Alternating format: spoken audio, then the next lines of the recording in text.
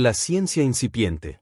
El concepto de comunicación no verbal ha fascinado, durante siglos, a los no científicos. Escultores y pintores. Siempre tuvieron conciencia de cuánto puede lograrse con un gesto o una pose especial, y la mímica es esencial. En la carrera de un actor. El novelista que describe la forma en que el protagonista aplastó con rabia el cigarrillo. O se rascó la nariz, pensativamente está penetrando en el terreno de la comunicación no verbal. También los psiquiatras son agudos observadores que analizan los gestos de sus pacientes y hacen una práctica constante, estudiando e interpretándolos. Pero solo a comienzos de este siglo se inició una verdadera investigación acerca de la comunicación no verbal. Desde 1914 hasta 1940 hubo un considerable interés acerca de cómo se comunica la gente por las expresiones del rostro. Los psicólogos realizaron docenas de experimentos, pero los resultados fueron desalentadores, hasta tal punto que llegaron a la notable conclusión de que el rostro no expresa las emociones de manera segura e infalible.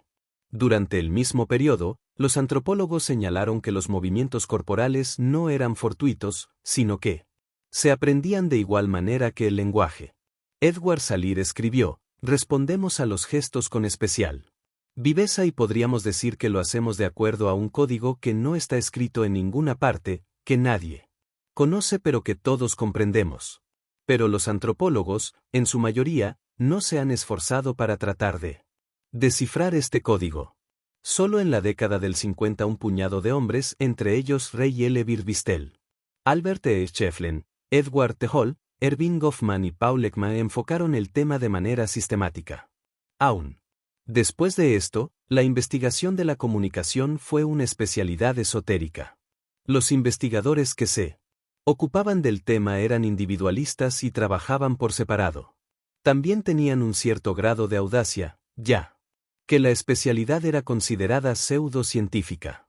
Uno de ellos dijo al respecto: en un tiempo, todos nos conocíamos, éramos un dan. Cuando dábamos conferencias a grupos de profesionales, con frecuencia nos recibían con una especie de curiosidad y rechazo. Todo eso ha cambiado. El nuevo interés científico por la investigación de la comunicación tiene sus raíces en el trabajo básico realizado por aquellos precursores en la materia. Pero el enorme interés que ahora despierta la comunicación no verbal parece ser parte del espíritu de nuestro tiempo, de la necesidad que mucha gente siente de volver a ponerse en contacto con sus propias emociones. La búsqueda de la verdad emocional que tal vez pueda expresarse sin palabras. La investigación de la comunicación proviene de 5 disciplinas diferentes: la psicología, la psiquiatría, la antropología, la sociología y la etología. Es una ciencia nueva y controvertida, que contiene descubrimientos y métodos de investigación discutidos con frecuencia. Una consideración esquemática de los distintos puntos de vista y de las metodologías empleadas explica las controversias. Los psicólogos, por ejemplo, al observar la corriente del movimiento del cuerpo humano, eligen las diversas unidades de la conducta por separado: el contacto visual, la sonrisa, el roce del cuerpo o alguna combinación de estos factores, y las estudian en la forma tradicional. Mientras realizan sus experimentos, decenas de estudiantes universitarios pasan por sus laboratorios. Generalmente se les da una tarea para distraer su atención, y al mismo tiempo se filma el comportamiento no verbal, que luego es procesado en estadísticas y analizado. Por otra parte, los especialistas en cinesis, kinesics, la palabra significa estudio del movimiento del cuerpo humano, prefieren el estudio sistemático.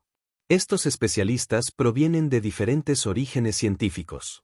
Este nuevo campo de investigación tuvo como fundador un antropólogo y ha atraído a psiquiatras, psicólogos y otros. Uno de sus enunciados básicos es que no se puede estudiar la comunicación como un ente separado.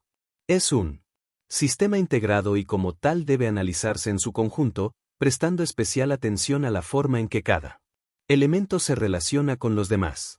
Los especialistas en cinesis suelen salir llevando sus máquinas fotográficas al campo, al zoológico, al parque o a las calles de la ciudad, y algunos de ellos sostienen que los psicólogos que permanecen filmando dentro del laboratorio corren el riesgo de captar solamente una conducta forzada y artificial.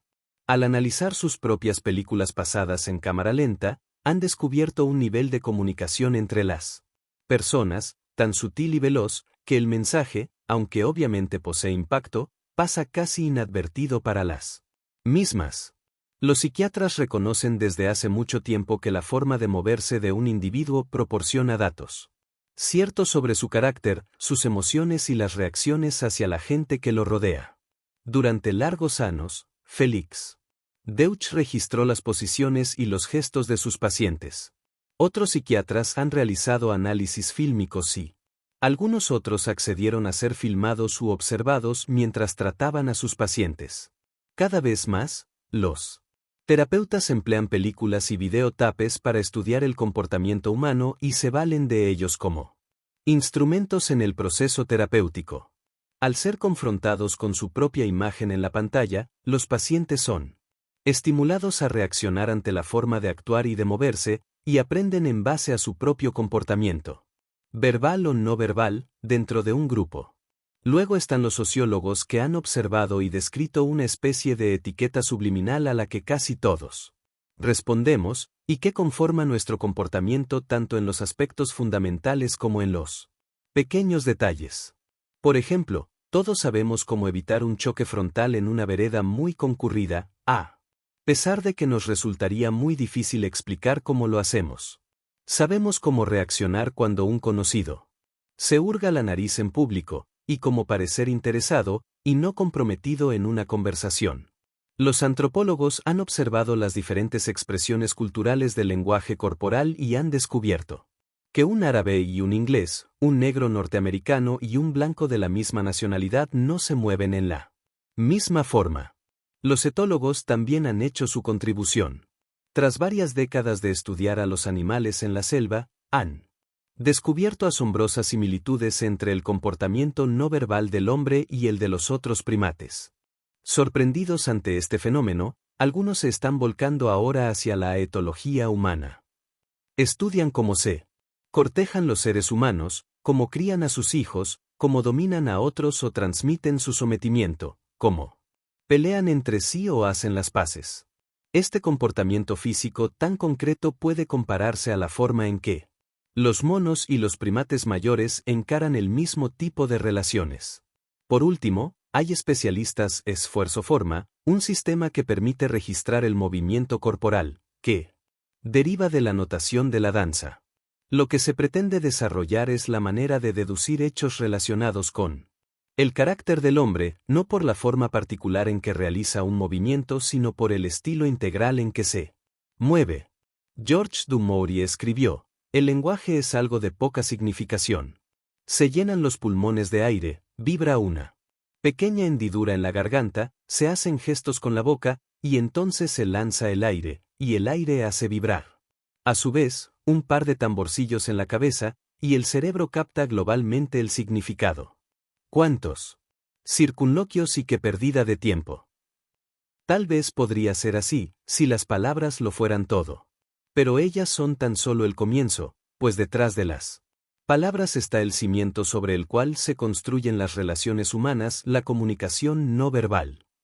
Las palabras son hermosas, fascinantes e importantes, pero las hemos sobreestimado en exceso, ya que no representan la totalidad ni siquiera la mitad del mensaje. Más aún, como sugirió cierto científico, las palabras pueden muy bien ser lo que emplea el hombre cuando todo lo demás ha fracasado.